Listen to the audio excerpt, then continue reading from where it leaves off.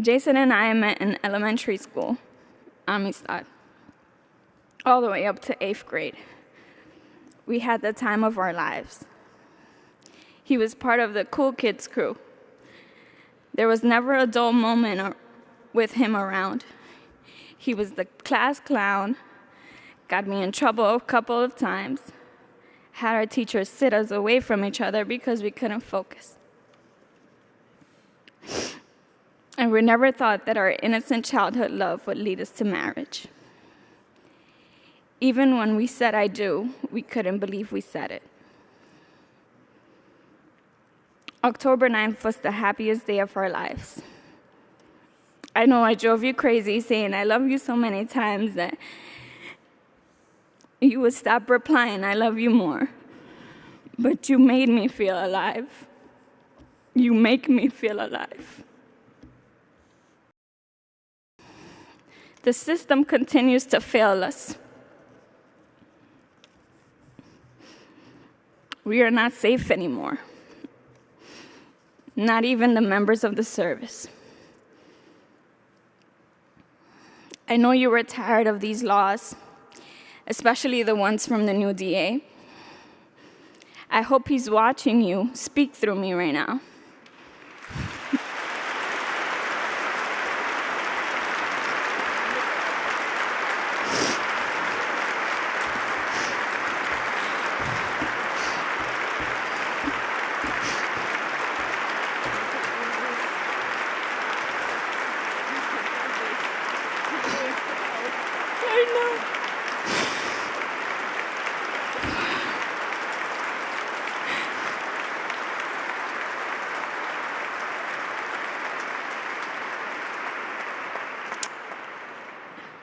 I'm sure all of our blue family is tired too. But I promise, we promise, that your death won't be in vain. I love you to the end of time. We'll take the watch from here. Friday morning, we were together, eating breakfast and drinking some Starbucks. Eating was probably our favorite hobby. Maybe that's why we gained those extra pounds. Friday morning began just like every other morning before work. You were always my big spoon, watching Netflix, YouTube law enforcement shorts, read me your emails, and wait for your mom to come home. You would drive me home and say goodbye with 3 kisses all the time, and texted me when you were 84. This Friday was different. We had an argument. You know, it's hard being a cop wife sometimes. It's hard being patient when plans were canceled, or we would go days without seeing each other, or when you had to write a report that would take forever because you had to vouch so many things. So you did OT. Or when you had a bad day at work because an EDP drove you nuts. But you always reminded me that it was going to be all right.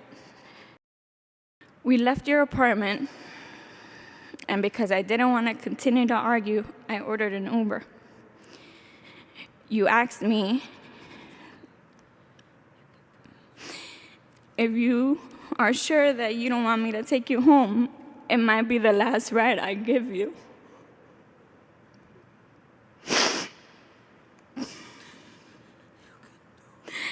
I said no, and that was probably the biggest mistake I ever made. And I saw that 2 police officers were shot in Harlem. My heart dropped. I immediately texted you and asked you, "Are you okay? Please tell me you're okay. I know that you're mad right now, but just text me you're okay. At least tell me you're busy."